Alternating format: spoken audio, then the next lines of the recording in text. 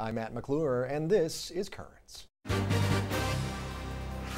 Nearly 10 years after 9/11, Osama bin Laden is dead. We'll have local reaction. Plus, spontaneous celebrations break out in New York and Washington. But should we be celebrating someone's death? We'll have the Catholic perspective.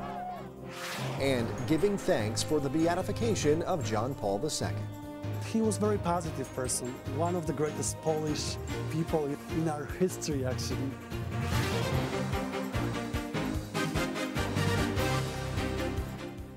Good evening and thanks for joining us tonight. The world's most wanted terrorist, Osama bin Laden, is dead. President Obama made the announcement last night at the White House. The news coming nearly 10 years after al-Qaeda operatives killed 3,000 people in the worst terrorist attack in U.S. history. Samantha Hayes has details on the mission to take out public enemy number one. Late Sunday night, President Barack Obama delivered the stunning announcement from the East Wing of the White House. The United States has conducted an operation that killed Osama bin Laden, the leader of al-Qaeda. These are the first pictures of the compound where bin Laden was killed. A small team carried out the mission, according to the president, killing bin Laden in a mansion in Abbottabad, about 2 hours north of Islamabad, the capital of Pakistan. Their orders were to kill, not capture him. Cheers erupted from Ground Zero and outside the White House Sunday night, where crowds gathered as the news spread. This is America. We rise to the challenge, we persevere, and we get the job done. The death of bin Laden marks the end of a 10-year worldwide manhunt. The FBI has changed bin Laden's status on their top 10 most wanted list to deceased. In a statement, former President George W. Bush said, "This momentous achievement marks a victory for America, for people who seek peace around the world, and for all those who lost loved ones on September 11, 2001. Amid concerns of retaliation from al-Qaeda, the U.S. State Department says it will step up security at U.S. diplomatic facilities all over the world. One terrorism expert says the U.S. will be watching to see who succeeds bin Laden. And I think the successor will be nothing, fortunately, on the scale of what we've seen of Osama bin Laden. That is CNN's Samantha Hayes reporting. Joining me now in studio is Monsignor Robert Romano, the Deputy Chief Chaplain with the NYPD, also pastor of Our Lady of Guadalupe Parish here in Brooklyn. Monsignor, thanks for being here. Thanks for having me, Matt. Really appreciate it. First of all, your reaction when you heard the news of bin Laden's death. Well, someone called me up last night and said, "Did you hear?" And I said, "No." And I went onto the TV and watched it, and I thought it was going to be one of these things that, you know, yes and no. And then when the president came on and said that it was really true, I had a sigh of relief, but also it doesn't really change too much. Sure. Because of the fact that some people might think it brings closure to people, and I don't think we'll ever have closure for the victims' families of 9/11. I think that this just is one step, but I don't know if this is the beginning of some more problems or more difficulties. Sure. Always hard to tell when something like this happens. Have you heard from any of those victims' families? And if you have, what have they told you? Yeah, I spoke to a few of the families last night and this morning, and kind of wanted to get a feel for where they were at. And most of them have mixed feelings. They say this is maybe a good thing, but it doesn't bring my son back, it doesn't bring my daughter back, it doesn't bring the people back that we lost. And I guess they're correct, because this was just one man, and we lost so many that day. And I don't think that there has to be an even kind of trade-off, but I guess everyone saw him as the bad person. Sure. And now that he's out of the way, what does that mean? Right. Is there someone to take his place? Exactly, and that's kind of what the government's been saying today. Is it's not over. I mean, this is, of course, bin Laden has been the figurehead for so long, and it's been 10 years since we've been trying to really get him, and even beyond that, since before 9/11, we've been trying to hunt him down and get him. Take us back to that day, to 9/11, and share with us just a little bit of your memories of that day, if you will. Well, like everybody says, it was a beautiful day, that day. It was really a clear sky, and I remember I had a funeral that day, And while I was up in my room, I was getting ready. I was doing a few things at the desk, and just heard something on the radio. They said something about the World Trade Center and a plane. And I immediately went to the TV, turned it on, and saw the flame shooting out of the first tower. And I knew that this was something serious. I called up local precinct. They sent a car for me, and we raced over. The debate was, should we take the tunnel or should we take the Brooklyn Bridge? And we opted for the Brooklyn Bridge. We went to the firehouse in Greenwich Village, which was the temporary seat of government at that point. I met with then Mayor Giuliani and then Commissioner Kerrick. They said, go to the hospitals. And, the commissioner gave me one of his cars and a driver. We went first to St. Vincent's Hospital. There was no one there.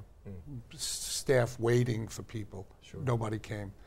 So we decided to go to Bellevue. And when we got there, there was one police officer who had cut his hand. He said, don't worry about me, get back there. Get there, that's where you gotta be. We drove there. I remember parking right next to St. Peter's Church on Church Avenue there. Church Street, I guess. And what happened was we started to walk, and there were several bodies there. I blessed them and made my way. Someone gave us a mask to wear, and it was just a sea of humanity, but no noise. Yeah. That's the thing that still plagues me to this day, that because of all the dust that was in the air, paper and ash, and probably the ashes of many people who were incinerated at that moment, it kept the sound muffled. Yeah. And there was absolutely no sound. It was like being in a snowstorm. Yeah. And that has played on me since that day. It's amazing, just that, I guess, duality of that day, just the imagery and everything. One last question for you here. After that horrible day that you were there and experienced, can you understand or comprehend people wanting to celebrate the death of Osama bin Laden today? Yeah, I have a problem with celebrating death, but I can understand why people, are concerned to get out into the streets, as we saw in the piece, people waving the American flag. The funny thing was, yesterday we were all celebrating the beatification of Pope John Paul II, and we went to a man of peace, and now we go and we turn to a man of war, of death, and people are celebrating certainly not his life, but his death. And it's kind of difficult for me to put that into perspective. Someone says to me, are you glad? Are you happy? I'm not happy that anyone dies. But the point is, does it bring an end to the conflict of terrorism? Absolutely not. Does it bring anyone back from that day? Absolutely not. But I think that some people will feel some type of closure. But the people who lost loved ones that day, this is not closure. Yeah, absolutely. All right. Well, Monsignor Romano, thanks so much for being here today. Thank you for having me. Your time. Thanks very much. Well, there is more currents coming up. When we come back, spontaneous celebrations did break out last night at Ground Zero and outside the White House. But should we be celebrating the death of another human being? A Catholic theologian will give us his take. But first, we took that very same question to Lower Manhattan today to find out what people near Ground Zero had to say. Christian people are supposed to not, want somebody dead. I'm a Christian. I'm celebrating right now. I don't celebrate anybody's death. Anything injustice, Jesus will celebrate. I think it's horrible to see people celebrating someone's death. I hope he rots in hell. Seriously, my friend? It's about vengeance. I mean, sorry. I'm glad he's dead. He was created by God, too. He's a human being. I'm definitely coming to thank God. I don't judge him. I leave that up to God. My enthusiasm is tempered, there's part of me that says, yeah, we should celebrate. We're allowed. This is not a time for celebration. This is a time for remembering lost ones. I lost 12 people I worked with in Ground Zero, Building 1 on 9/11, and that's why I just came back just to remember.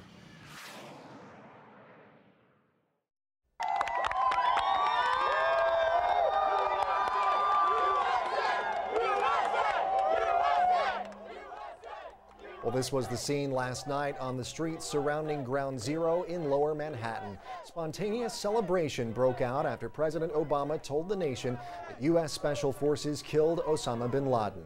A similar scene broke out in front of the White House last night, with hundreds of people celebrating the death of the world's most wanted terrorist. But the Vatican is encouraging people to not celebrate bin Laden's death out of fears that such jubilation would increase hate and make retaliatory attacks more likely.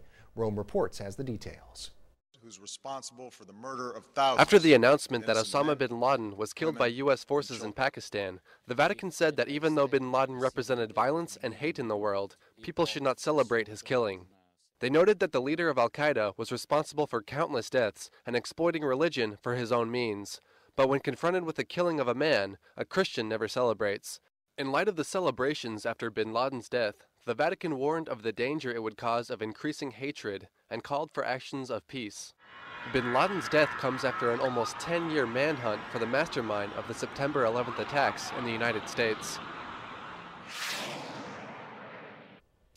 But as we've said, those celebrations did break out last night in New York and Washington. For more reaction to all of this, I'm joined now on the phone by Father Joe Giubino, professor of systematic theology at St. John's University. Father Giubino, thanks so much for joining us here. We appreciate it. Oh, you're very welcome. Well, first of all, just wanted to get your thoughts about these celebrations that broke out kind of spontaneously last night, both in New York and in Washington. Well, I think we're walking a very fine line with these celebrations. And because, as you said, they were spontaneous, they always involve human emotion. And emotions can never, in these situations, be allowed to get the better of us. I think what every Catholic needs to do is keep in mind the whole notion of the common good. We are, by nature, a people who live in society. So we always have to ask ourselves, what will the societal repercussion be? Is this really good for society in general? Now, as the Vatican noted, we have to be a little cautious, because is this going to add more fuel to an already burning fire? Mayor Giuliani earlier today suggested that we should not be too anticipatory in our celebrations, because they could lead to more difficulties. So in terms of just our common good, I think we need to be a people now who are reflective, who kind of rein in the emotion a bit, and use logic to help analyze where we go from here. Sure. Well, of course, last night, as these announcements were made, I sort of had the sort of tugging of the different emotions as well, wanting to be sort of happy, but then also saying, wait, this is kind of weirding me out, that I feel that I need to be happy over the death of a human being. So there have been feelings of, revenge, I guess, that we've, taken out our revenge on bin Laden, but there's a difference between revenge and justice being served. If you could talk about that and explain that to our viewers from a Catholic perspective. And that's a very important point in this discussion, because vengeance, in and of itself, is not justice. And I think every person needs to step back and put the emotion aside for a moment and say, do I want justice or do I want vengeance? Because justice is one of the four cardinal virtues. And those virtues are all come together to inform this situation. And the first virtue is prudence, and that's the virtue that disposes our human reason to discern what is a true good in every situation. So our first question is this good? And prudence gives us that insight. Justice flows from prudence, and justice desires a firm and constant desire to do the will of God towards our neighbor. So it's a virtue of religion to stop and say, is this God's will? And justice disposes us also to respect the rights of every human being and to establish in our human common good relationships that promote equality and justice and respect for all persons. And then fortitude kicks in, because that virtue allows us to ensure our own stability or our own rightness of heart in difficult times, so that we're always aiming to do the good. Sure. So when we put those virtues together, we have to say that's what justice is. That's not vengeance. Vengeance is evil, and there's just no way to work around that. Sure, sure. Well, looking at before Bin Laden's death, so backing up just a little bit, what does the Catholic Church, what does Catholic teaching have to tell us about the actions that the U.S. took leading up to the death of Osama bin Laden? Well, in our tradition, we have always had what we would call the just war theory. And just war in and of itself, as St. Thomas Aquinas presents it, wants us to make sure that we're acting in a just manner or with justice. So there have always been four kind of overarching issues in that. And the first is that we only do damage to that nation or those individuals, however you want to word that, that is the aggressor, that we ourselves are never the aggressor. So in one sense, then, the military action certainly would be understood to be against someone who was an aggressor in terms of our national security. That all of the means that we have at our disposal are put to an end that is practical, that in fact it is something that we could accomplish. So in a military situation such as this, again, there was always a risk factor, but the decision was made that the good overweighed the risk. Sure. And so in that sense, once again, we're meeting the criteria because there was obvious prospects of success. And lastly, that this is not ordered to an evil, but rather it is, the action itself is ordered to doing something good. Now that puts us in a little bit of a tricky position, because should we then ask ourselves the question, well, was this a government-sponsored execution of bin Laden? And if we ask that question, we begin to be on a slippery slope. So your last question was really a very tricky, complicated one. Well, you know, I tend to do that sometimes, but you know, you always handle it and you never get tripped up, Father Joe. That's what we like about you. So, oh, thank you. Thank you for coming on and clearing things up. Just out of time here, but Father Joe Giubino with St. John's University, really appreciate your time, and of course we'll keep you on our speed dial as we always do when these issues come up. Thank you so much. Thanks very much. Take care, Matt. Thanks. Bye-bye. Well, when Currents returns, local seniors find the right balance. We'll have that story plus the rest of the day's headlines. But first, we went to Lower Manhattan today for reaction to the death of Osama bin Laden. We asked people at Ground Zero if the U.S. is safer now that the terror mastermind is dead. No, we're not. I don't think so. Because there's so many other ones coming out of the woodwork. There are other people that follow the same ideas. I don't think so. No, not at all. It's just like a tree. There's lots of branches. I feel that there might be some retaliation. At this time, probably more unsafe. There'll always be terrorists, but I think it'll be much safer now. I don't think so. Not at all. I don't think we're safer. I think it's a morale booster. We're safer in one respect because we showed that we retaliate against somebody attacking us, but at the same time there's a chance they can retaliate against us again. He was just irrelevant at this point. It's just more of a psychological blow, a psychological victory.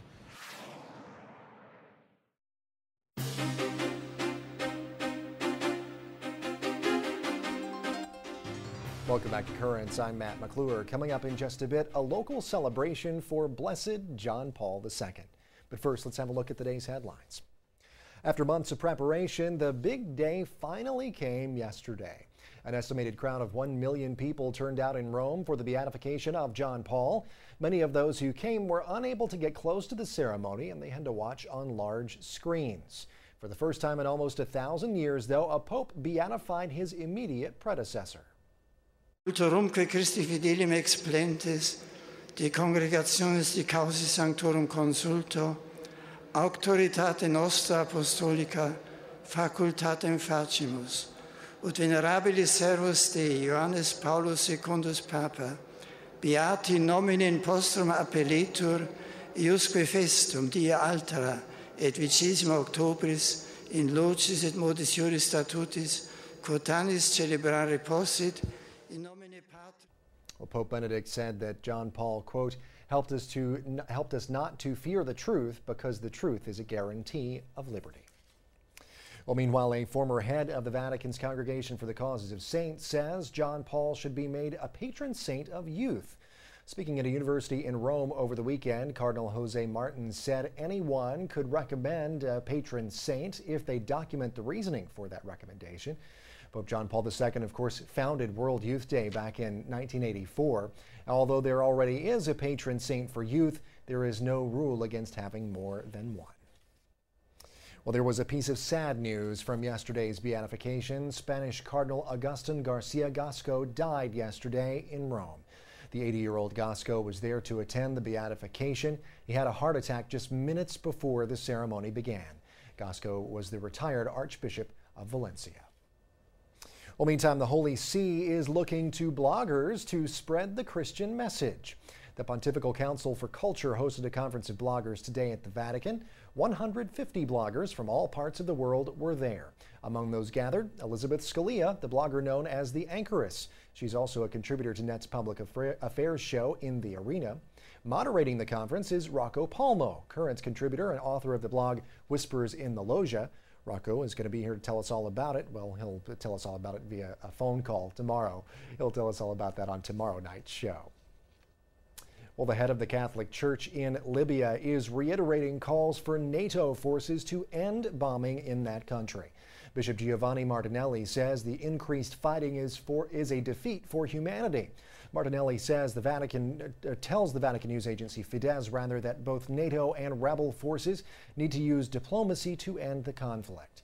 Fighting has been ongoing in Libya since February amid calls for leader Muammar Gaddafi to step down. Gaddafi survived a recent airstrike that killed his son and 3 of his grandchildren. Well, back in this country, an appeals court in Washington has lifted an injunction against federal funding of embryonic stem cell research. A judge put that injunction in place last year as he hears a case challenging the legality of that research. 2 doctors who conduct adult stem cell research filed suit, arguing that taxpayer dollars should not pay for research in which embryos are destroyed. Indiana Governor Mitch Daniels says he will sign a bill that will make his state's abortion laws some of the toughest in the nation. The legislation would take away close to $2 million of the $3 million Planned Parenthood Indiana receives from the federal government. It would also prohibit using Medicaid at Planned Parenthood centers and would ban abortions in Indiana after 20 weeks. The president of Planned Parenthood of Indiana says the organization will file an injunction if that bill becomes law. Daniels is a possible GOP presidential candidate, and he's been criticized for saying the next president should seek a truce on social issues in order to focus on fiscal matters. And finally, staying balanced may not be as easy as it sounds. For many seniors, that can literally be the case. But a Catholic Charities program is helping them stay on their feet and stay independent. Today we're celebrating the last class of a series of 8 classes of a program called Matter of Balance. We're so happy and fortunate to have our wonderful partnership with your college. It's the occupational therapy students that have facilitated the Matter of Balance program, and we're so grateful for their participation. The class is about managing, preventing falls, and for building up strength and balance in the body. So there are exercises built in, there are discussions built in. The exercises are meant to help them with balance, increase their strength in the legs, in the arms, and prevent them from falling. If they do fall, they're able to hold themselves better. 3.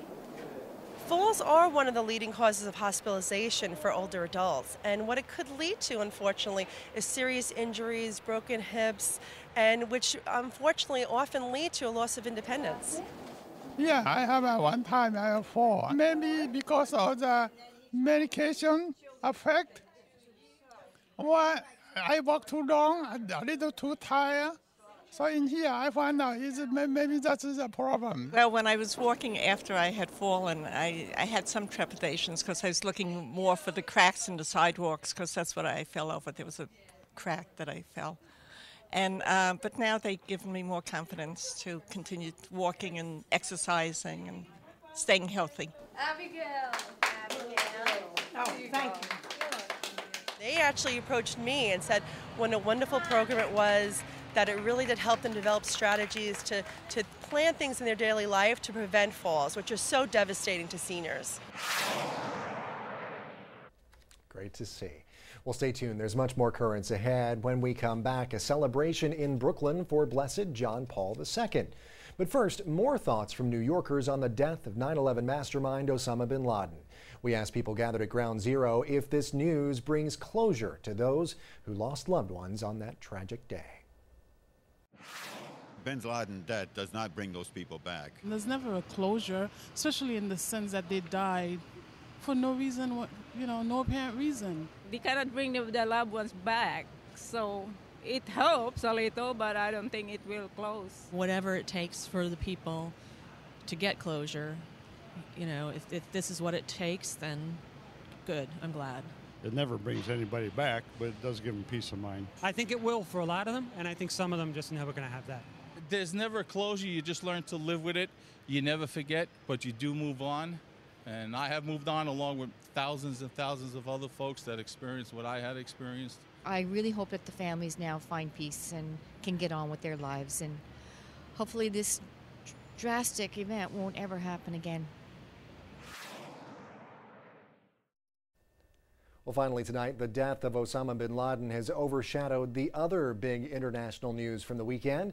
Pope Benedict XVI moved his predecessor, John Paul II, one step closer to sainthood this Sunday. Now, the hugely popular late pontiff will now be known as Blessed John Paul, allowing him to be publicly venerated. Italian authorities estimate that over 1 million pilgrims crowded into St. Peter's Square to take part in this historic beatification mass.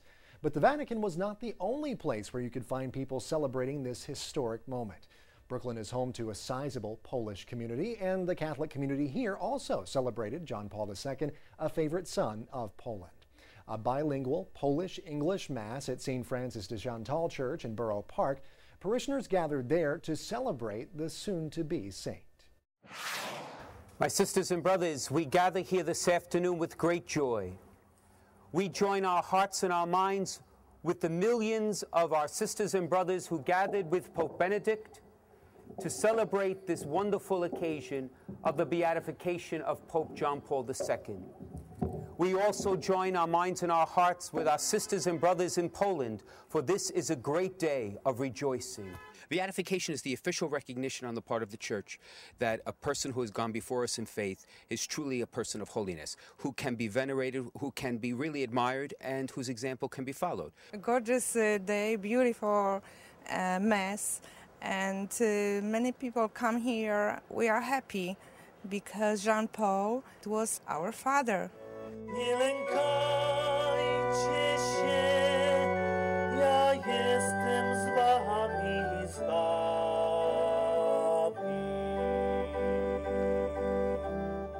I was the teenager when he was on his pontificate, so he was very actually powerful. That was very powerful person who speaks and who know how to get to the young people, and because of him, many people probably get back to the church, get back to their faith. He was a very positive person, one of the greatest Polish people in our history, actually.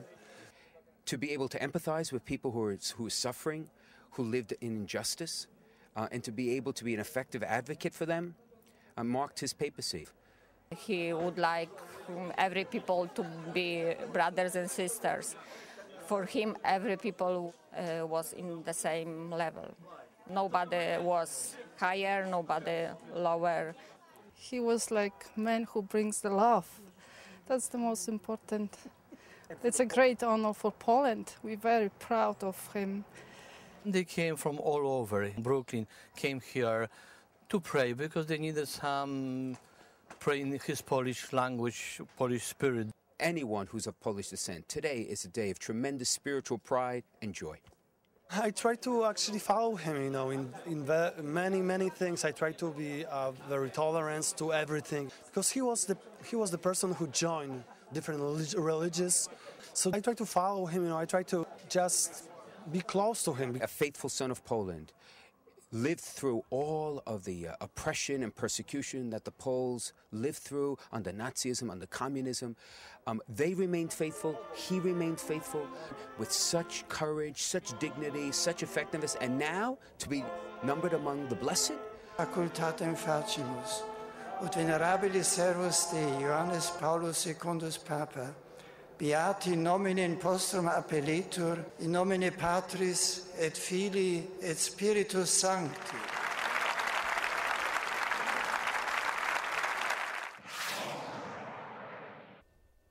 What a weekend for the Catholic Church. What a weekend for news in general. I mean, first we started off with the royal wedding. You remember all that? Doesn't it seem like that the royal wedding was forever ago? It was actually just a few days ago.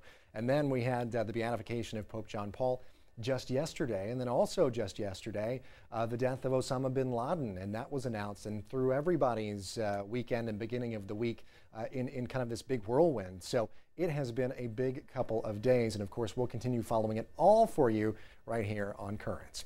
Well, that's it for this edition of the show. Now, we may be many months away from Valentine's Day, but love was definitely in the air in the Diocese of Brooklyn this weekend. Tune in tomorrow night to check out that story. Until then, though, be sure to visit us online at currentsny.net. We're also on Facebook and on Twitter.